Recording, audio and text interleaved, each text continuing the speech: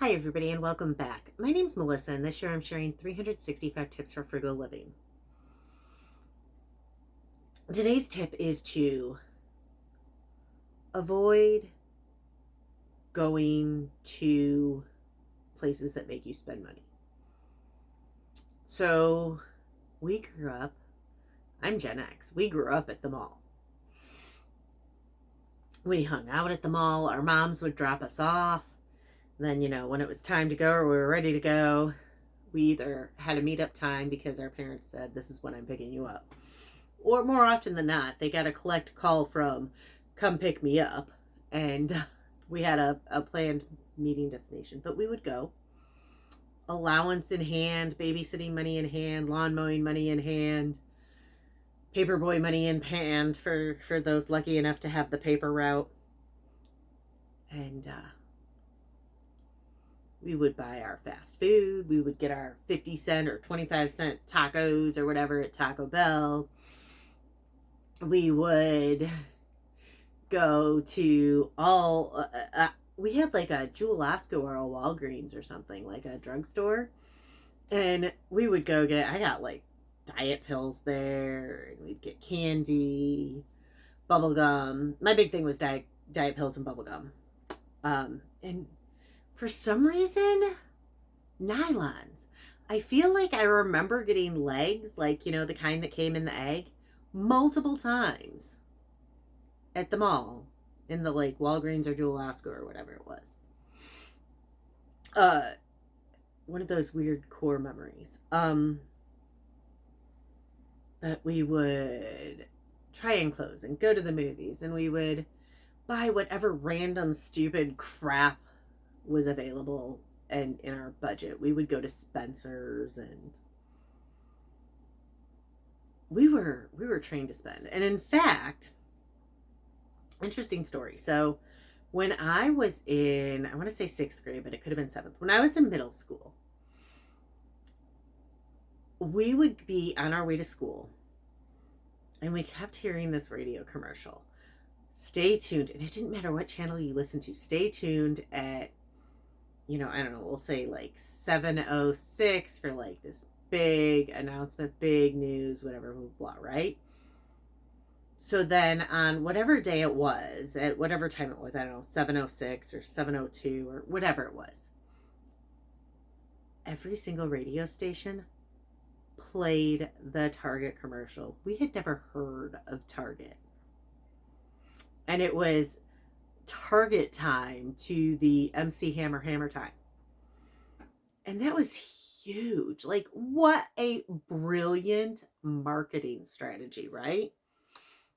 And so I was trying to explain it to my kid. And when I was trying to find the commercial, I ended up finding an article that was designed for retailers to read. It was like can't think of what you call it, like a magazine that specifically went to like, it's something that if you were the manager of a Walmart or another retail outlet, you would read that magazine.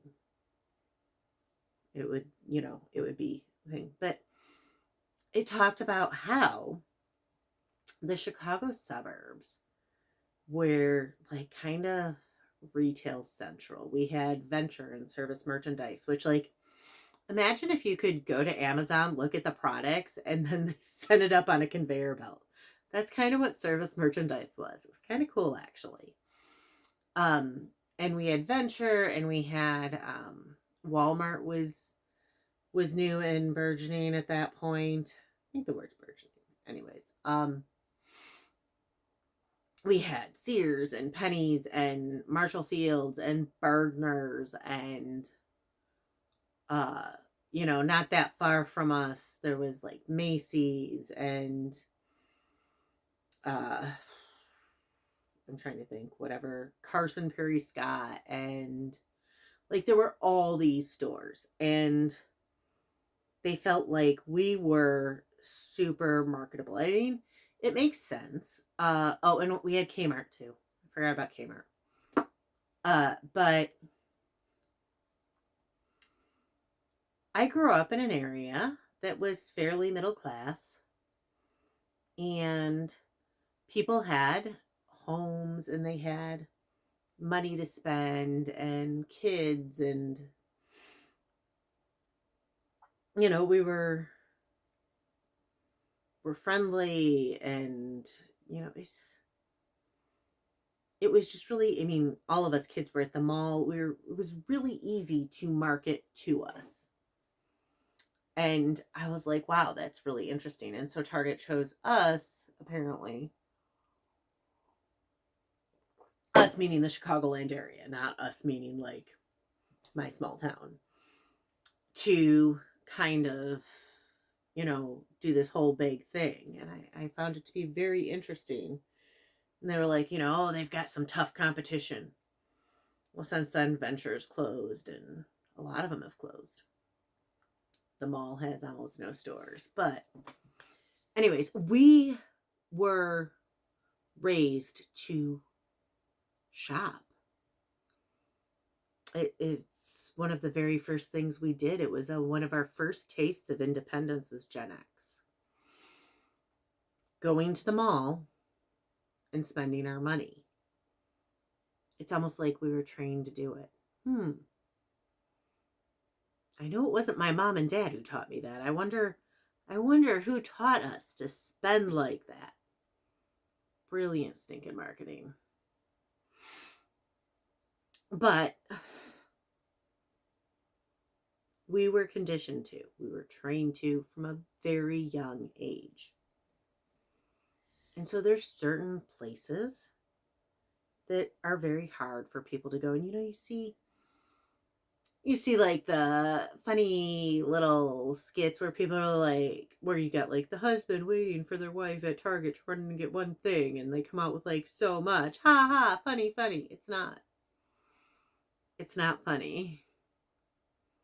You don't need another live, laugh, love sticker or plaque or whatever. You don't need, 72 new outfits.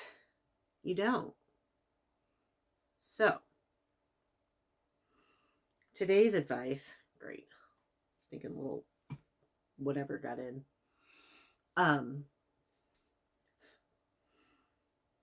Is to avoid places that make you spend money. So for me, growing up, that was the mall. If I had avoided the mall, I would have a lot more money. For a lot of people, it's Target. Some people, it's Walmart. Now I have to be careful at like odd places. Like I will want to buy camping gear. Thing is like if you put me in somewhere like REI or Dick's Sporting Goods, it's easy because like a lot of the gear is overpriced. Like literally I can get the same thing, same brand, same everything online for 25% or more off. So, you put me somewhere like that, it's easy to avoid. But if you put me somewhere where the stuff is more affordable and where I'll see stuff that I really like and want, that's when it's going to be hard. It's not hard to not spend money at a camp store where the firewood's like $10 for 3 stinking little logs or something. But if I'm somewhere like, if I'm at a flea market and happen across someone that sells stuff for camping, that's where I would be tempted. It's for me, it's affordable camping and hiking gear and like outdoor gear, stuff like that. If I could find an army surplus, oh my God, I would probably spend $1 million. I don't have $1 million. That's an exaggeration. I don't want you thinking I'm over here being a millionaire. I'm not. But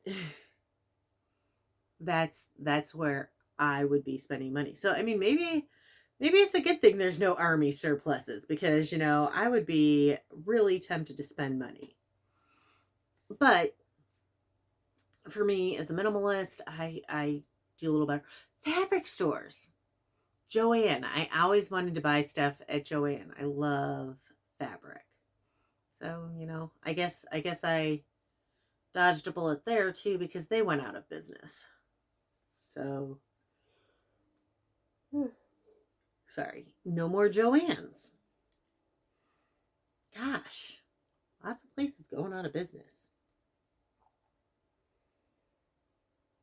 But, you know, it might be a lot of people, if you're a crafter, going into any craft store is tough.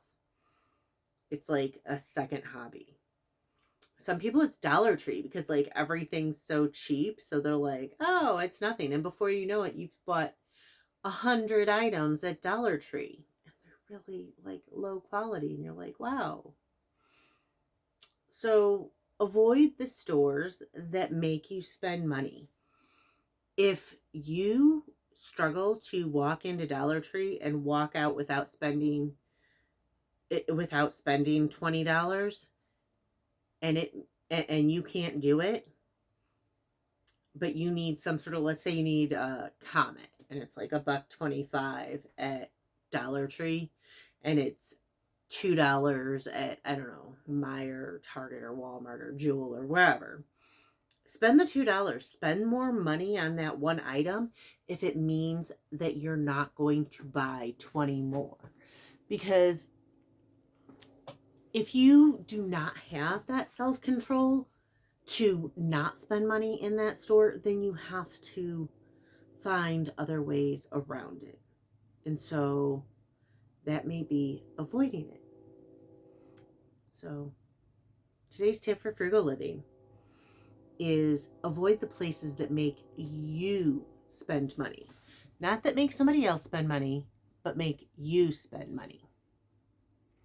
Anyways, again, my name's Melissa, and this year I'm sharing 365 tips for frugal living. If you want to hear more, please hit like and subscribe, and I'll see y'all tomorrow.